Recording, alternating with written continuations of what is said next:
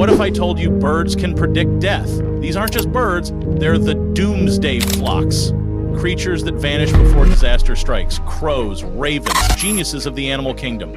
Hours before the 2004 tsunami, science says they sense disasters we can't, but ancient legends called them Death's messengers.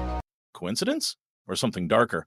Their exodus triggers panic, near flee, insects swarm. Is this a warning or control? Ancient or modern, science or myth? When the Doomsday Flocks flee, you should too. Until we solve their secret, keep your eyes on the skies.